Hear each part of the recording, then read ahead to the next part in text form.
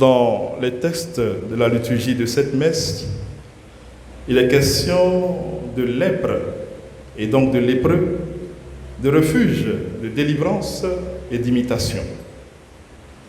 Que dit la première lecture du lépreux? Que fait Jésus face à la lèpre du lépreux dans l'Évangile? Et que dit saint Paul dans la deuxième lecture? La première lecture est tirée d'un grand ensemble de règles ou d'instructions relatives au pur et à l'impur dans le Lévitique, livre des prêtres. Ce livre se présente comme l'ensemble des consignes que Dieu donne à ceux-ci, c'est-à-dire aux prêtres, pour qu'ils fassent bon usage de la tente de la rencontre, sanctuaire ambulant d'Israël, pendant sa marche au désert, et donc lieu privilégié de la présence de Dieu au milieu de son peuple. Dans cet extrait que nous venons d'écouter, Dieu parle à Moïse et à Aaron, son frère. Il fait don d'une loi en ce qui concerne la lèpre humaine. Quand un homme aura sur la peau une tumeur, une inflammation ou une pustule qui soit une tache de lèpre, on l'amènera au prêtre Aaron ou à l'un des prêtres, ses fils. Arrivé auprès du prêtre, il examine l'homme selon l'ampleur et la couleur que prend la tache de lèpre constatée et le déclare impur ou non. S'il est déclaré impur et donc lépreux, qu'est-ce qu'il doit faire? Premièrement, le lépreux porte des vêtements déchirés et les cheveux en désordre. Il se couvre le haut du visage jusqu'aux lèvres et il crie « impur, impur ». Tant qu'il garde cette tâche, il sera vraiment impur. Deuxièmement, il habite à l'écart, hors du camp. Cette situation du lépreux rassemble les manifestations traditionnelles du deuil en Israël. Manifestations qui sont interdites aux prêtres à cause de leur consécration. En fait, celui qui est atteint d'une tache de lèpre et déclaré impur est coupé des vivants, de la communion fraternelle. C'est une sorte de mort en sursis. Exclu de la communauté, à bonne distance des bien-portants, le lépreux est soumis à des conditions de vie inhumaines. Il ne peut approcher personne, ni parler à quelqu'un. Mort-vivant, seule la lèpre parle plus, même s'il doit crier « impur, impur ». En ce sens, nous pouvons nous demander si le désir humain de vivre une vie encadrée par des règles stables nous protège vraiment de l'angoisse de l'inconnu, d'une souillure contagieuse. La loi fait-elle du bien ou du mal à l'homme? La loi a-t-elle pour rôle de relever l'homme ou bien de le dégrader? Autrement dit, pourquoi la loi? Selon saint Paul, la loi a été ajoutée à la promesse faite à Abraham pour que les transgressions soient rendues manifestes, indiscutables, visibles jusqu'à la venue de la descendance à qui ont été faites les promesses. Et la loi n'est pas contre les promesses de Dieu. Avant que vienne la foi en Jésus-Christ, nous étions tous des prisonniers, enfermés sous la domination de la loi, jusqu'au temps où cette foi devait être révélée. Ainsi, la loi, comme un guide, nous a menés jusqu'au Christ pour que nous obtenions de la foi la justification, pour que nous soyons rendus justes. Et maintenant que la foi est venue, nous ne sommes plus soumis à ce guide qu'est la loi. C'est en ce sens que saint Jean dira dans son prologue: la loi fut donnée par Moïse, la grâce et la vérité sont venues par Jésus-Christ.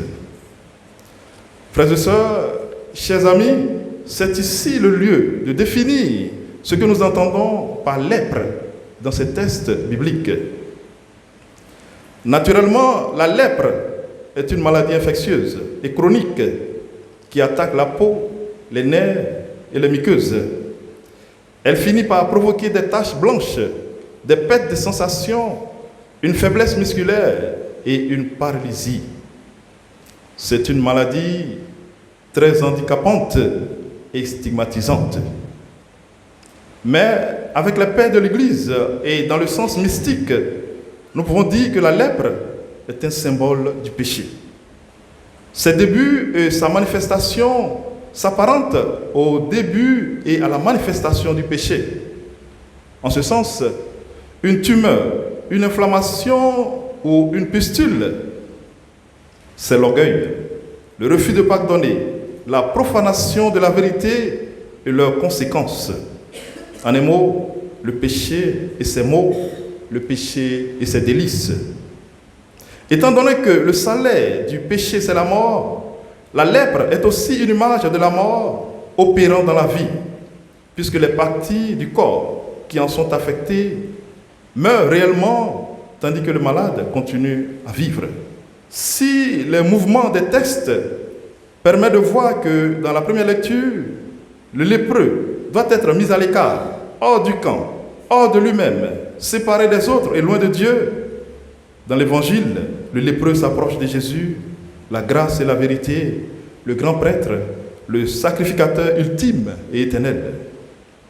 Face à la réalité de la loi, le lépreux choisit et décide de quitter ses peurs, ses doutes, le regard des autres, pour se lancer vers sa purification, sa délivrance. Autrement dit, si la loi permet la connaissance du péché, seule la foi en Jésus-Christ nous sauve. Et on pourrait voir ici la démarche du pénitent vers le sacrement de pénitence et de réconciliation. Le lépreux supplie Jésus et tombant à ses genoux lui dit « Si tu le veux, tu peux me purifier. » Autrement dit, je te fais connaître ma faute. Je ne cache pas mes torts, mon état. Je te rends grâce en confessant mes péchés. Toi qui as guéri de nombreux malades, tu peux enlever l'offense de ma faute, si telle est ta volonté. Tu peux me purifier, mais peut-être parce que je n'ai pas respecté la loi, tu ne le feras pas. En le disant ainsi, le lépreux croit que Jésus peut le purifier, mais il ne croit pas que Jésus veut le purifier. Tellement humilié, il a oublié que la volonté de Dieu, c'est que tous les hommes soient sauvés et parviennent à la connaissance de la vérité. Que tous parviennent à la conversion. Et sauver les hommes, c'est leur permettre de rester vivants. Saint Irénée nous dit, la gloire de Dieu, c'est l'homme vivant. Bouleversé en lui-même, Jésus étend la main, le touche et lui dit, je le veux, sois purifié.